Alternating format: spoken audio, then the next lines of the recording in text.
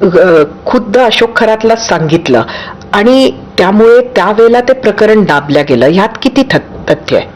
हे आता media reports मधूनच माझ्याही लक्षात आलं, पण अशी माहिती आमच्याकडे तरी आतापर्यंत आलेली नाहीये.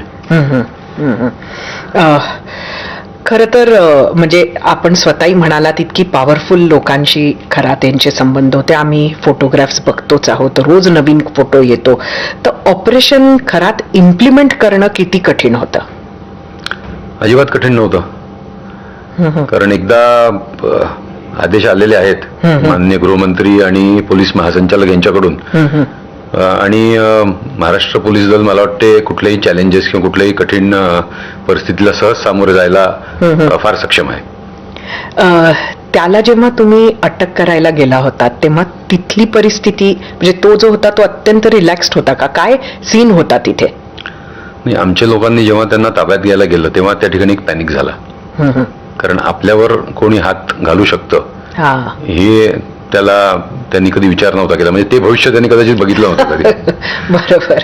आणि त्याच्या घरच्यांना पण कदाचित माहिती असेल किंवा तो काय करत होता हे नसेल माहिती, तर त्यांचं एक म्हणजे एक शॉक जे आहे की अरे असं कसं होऊ शकतं. तर अशा प्रकारचं एक वातावरण त्या ठिकाणी होतं. मग त्याला पकडलं तर त्याचं रिॲक्शन काय होतं? त्याची रिॲक्शन शॉकची रिॲक्शन होती बेसिकली, कारण आपल्यावर कोणी हात घालेल आणि अशा प्रकारे पोलीसची टीम येऊन घरातून आपल्याला उचलून नेईल हे म्हणजे त्यांनी स्वप्नात कदाचित बघितलं नसेल. He was under shock. त्यांनी त्यावेळेला मोठ्या मोठ्या नावांची धमकी वगैरे दिली का? त्याचं म्हणणं होतं की माझे फार म्हणजे मी फार चांगलं काम करतो आणि माझे फार भक्त आहेत, तर पण ते एकदा पोलिसच्या हाती लागल्यावर मग पुढे ते सर्व काही चालत नाही. म्हणजे त्याने काही असं पोलिसांनाच भस्म करून टाकेन वगैरे असे काही नाही, तेवढं ड्रॅमॅटिक हे त्यांनी नाही केलं. पण जेव्हा कस्टडीत आल्यानंतर त्यांनी थोडं आमच्या काही जणांना भविष्य सांगण्याचा प्रयत्न केला. अच्छा. पण म्हणजे स्वतःकडे ओढण्याच्या दृष्टीने सिंपती आणि मी किती चांगलं काम करतो आणि किती चांगल्या चांगल्या लोकांबरोबर माझी उठबस आहे अशा प्रकारचा त्याचा एकंदर तोरा होता. अच्छा. पण मग त्याचा तोरा फारच बदललेला दिसला. त्याला काय कारण ठरलं? कसं बदलला? आणि तो जे काय तुम्हाला सांगत होता ते कसं कसं बदलत आलं?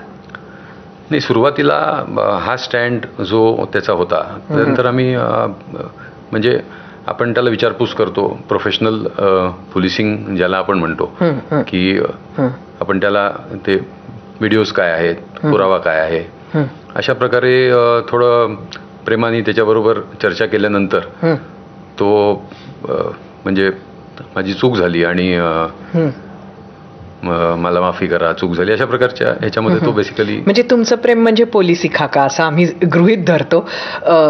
पण त्याचा तोरा बदलला, त्यांनी मान्य केलं. आजही तो त्याच भूमिकेत आहे का? आजची त्याची नक्की भूमिका मला सांगता येणार नाही, पण एक साधारण त्या म्हणजे तिथपर्यंत आम्ही त्याला जो आणून ठेवला, तर त्याच्यानंतर मग तो कॉपरेट करायला लागला बेसिकली. पूर्णपणे नाही, पण जे अगदीच पहिले की मी काहीच केलेलं नाही आणि हे सगळं माझ्या विरुद्ध काहीतरी खोटं सगळं षडयंत्र होतंय अशा प्रकारच्या भूमिकेवरून ते लगेच त्याला काय फार वेळ लागला नाही, 15-1 मिनिटं खूप होऊन जातात. अच्छा.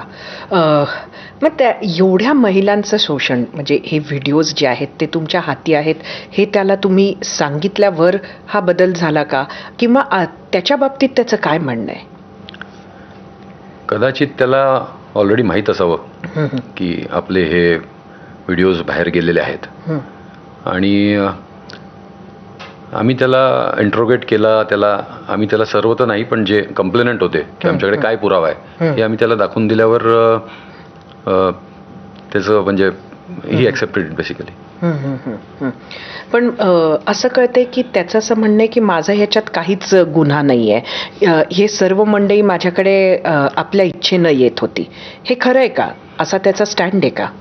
नाही, कोणाकडे जरी एखादी व्यक्ती किंवा एखादी फॅमिली इच्छेने गेली तरी जर तुम्ही त्या फॅमिलीला सांगाल, म्हणजे एखाद्या नवऱ्याला सांगाल की तुझी बायको मरणार आहे, एखाद्याच्या बायकोला सांगाल तुझा नवरा मरणार आहे, मी त्याला वाचवतो, तर अशा प्रकारचं तुम्ही जर त्याला काही मॅनिप्युलेशन करणार असाल तर ते अतिशय मला वाटतं चुकीचं आणि क्रिमिनल आहे. आणि मग त्या आधारावर तुम्ही त्यांची प्रॉपर्टी किंवा घरातल्या महिलेवर तुम्ही हात टाकणार असाल तर हे एक फ्रॉडच नाही, तर हे मोठे क्रिमिनल गोष्ट आहे. बरोबर. आता सामान्य लोक खरातकडे का जात होते हे तर आम्ही एकानंतर एक जे FIR येत आहेत ते बघून आम्हाला एक लक्षात आलंय. सगळ्या महाराष्ट्रालाच खरं तर त्याचा अंदाज आलेला आहे.